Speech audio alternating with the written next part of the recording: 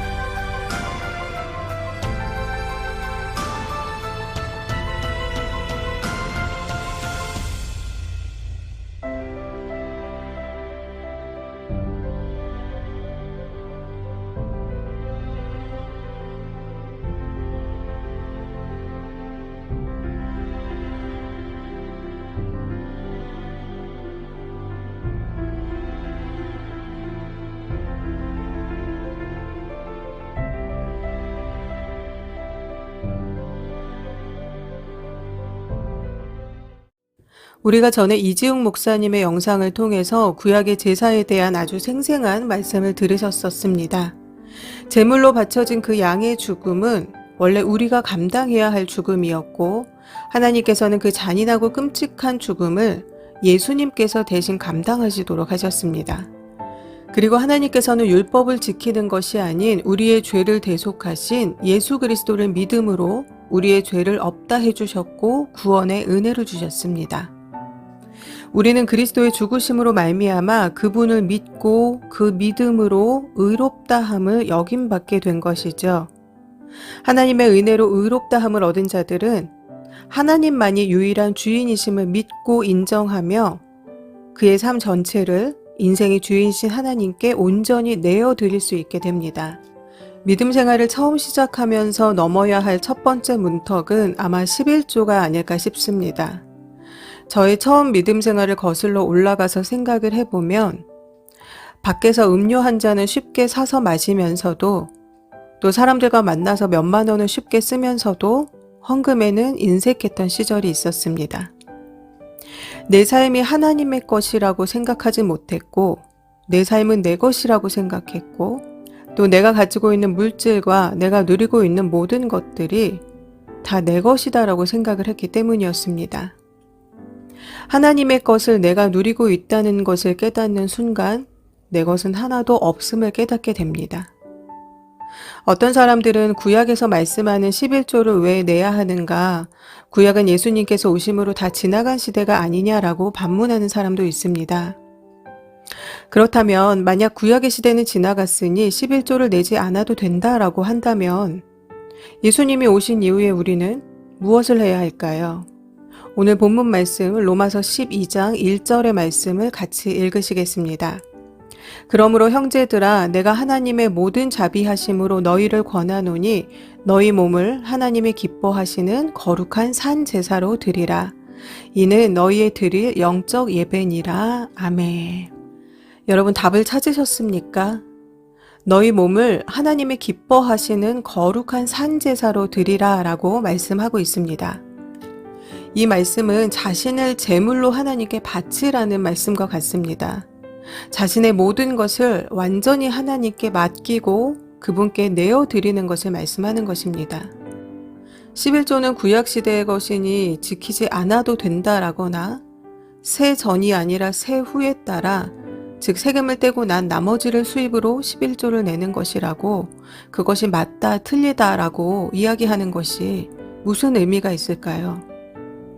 하나님께서는 너의 삶을 전부 산 제사로 드리라 라고 말씀하십니다. 구약에서는 양이 사람을 대신해서 죽었습니다. 신약에 와서는 예수 그리스도께서 우리를 대신해서 죽으셨습니다. 이제 우리는 우리의 삶 전부를 드려야 합니다. 우리의 삶 전부를 드리기 위해서는 나의 생각과 나의 판단 등 내가 가지고 있는 나의 자아가 죽어야 합니다. 갈라디아서 2장 20절 말씀 보시겠습니다. 내가 그리스도와 함께 십자가에 못 박혔나니 그런즉 이제는 내가 산 것이 아니요 오직 내 안에 그리스도께서 사신 것이라.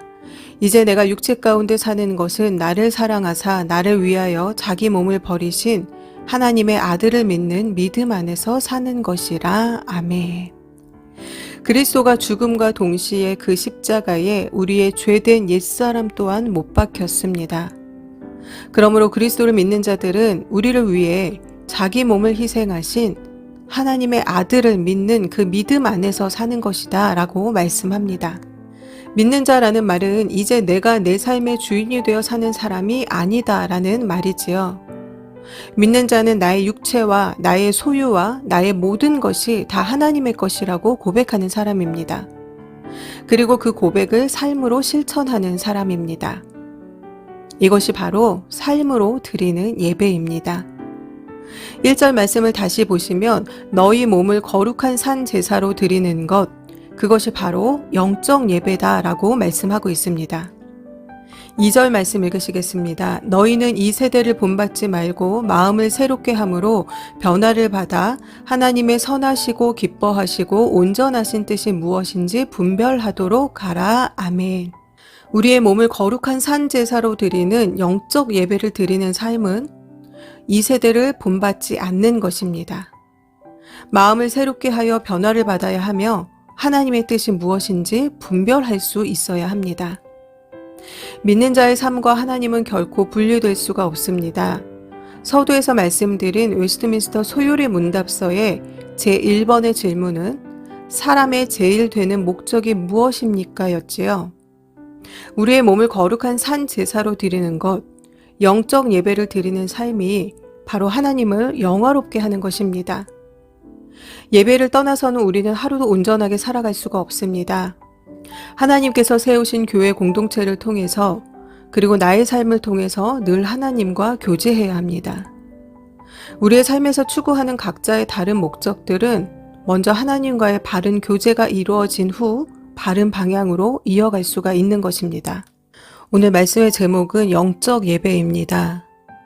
각 교회마다 모여서 드리는 예배가 시작되었음에도 여전히 교회에 나오지 않고 온라인 예배를 선택하는 사람들이 많이 있습니다.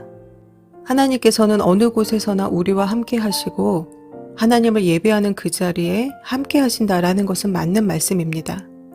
그러나 예배 드리는 자의 마음의 중심이 예배를 드리고자 하는 마음이 1순위인 것인지 나의 편리함이 1순위인 것인지 그것에 따라 그것은 예배가 될 수도 있고 예배가 아닐 수도 있습니다.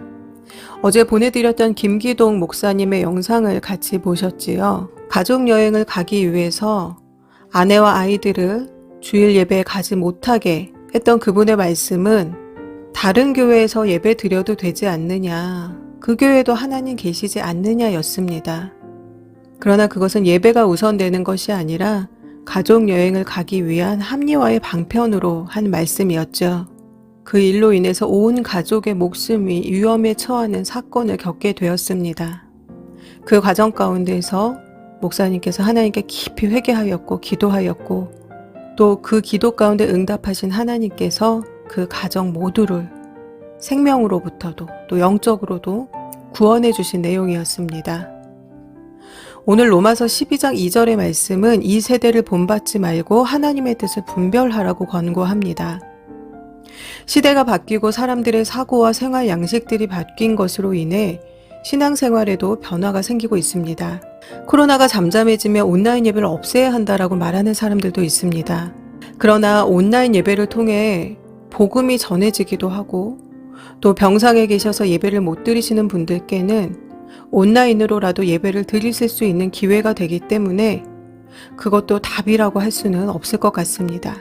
앞서 11장에서는 하나님께서 선택하신 이스라엘 백성들이 배교하자 가지를 꺾어버리셨습니다. 아니 그들이 스스로 꺾어버린 것과 같습니다. 그리고 그 나무에는 다른 가지가 접붙임되었습니다. 그러나 꺾어버리신 가지는 버려진 가지가 아니었습니다. 접붙임된 가지를 질투함으로 꺾여진 가지가 돌아오게 만드시려는 하나님의 은혜가 있기 때문입니다. 하나님께서 하시는 일은 우리로서는 감히 상상할 수도 없는 놀라운 것일 때가 많습니다. 그리스도의 지체로서 우리 한 사람이 바로 선다면 한 사람이 두 사람이 되고 두 사람이 세 사람이 되어 속한 모든 곳이 하나님을 예배하는 자리로 변화될 것입니다. 그러나 나 한 사람이 분별 없는 이 세대를 따라가고 예배와 상관없는 사람으로 살아간다면 이스라엘과 같이 꺾여진 가지가 되어버릴 것입니다. 사랑하는 성도 여러분, 하나님께서는 우리가 이 땅에서 예배자로 살아야 함을 말씀하십니다. 그리고 그 예배는 우리의 삶과 모든 것을 지켜줍니다. 예배자로 살아간다는 것은 공예배를 드리는 것뿐만 아니라 우리 삶의 전체의 계획과 방향을 말씀 중심으로 바꾸어내는 것입니다. 세상에만 소망을 두고 사는 사람은 늘 불안하고 두렵고 평안이 없습니다. 그러나 하나님께 모든 것을 맡겨드리고 사는 사람은 기대와 소망 가득한 삶을 삽니다. 진정한 예배자로 살았던 바울의 고백이 있습니다. 이 고백이 저와 여러분 모두의 고백이 되시기를 바랍니다. 디모데후서 4장 7절에서 8절 말씀입니다. 내가 선한 싸움을 싸우고 나의 달려갈 길을 마치고 믿음을 지켰으니 이제 후로는 나를 위하여 의의 면류관이 예비되었으므로 주 곧 의로우신 재판장이 그날에 내게 주실 것이니 내게만 아니라 주의 나타나심을 사모하는 모든 자에게니라. 아멘. 다 함께 기도하시겠습니다.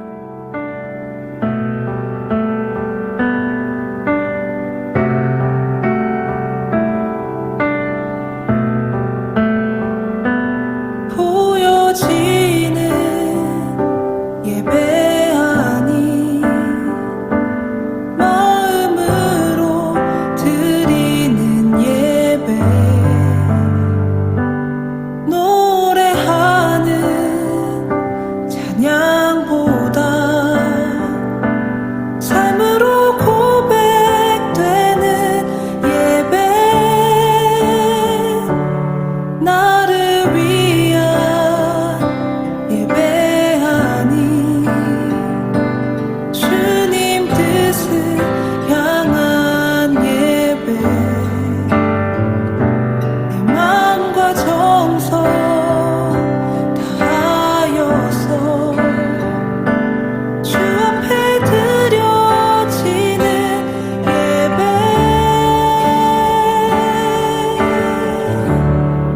주 앞에 엎드려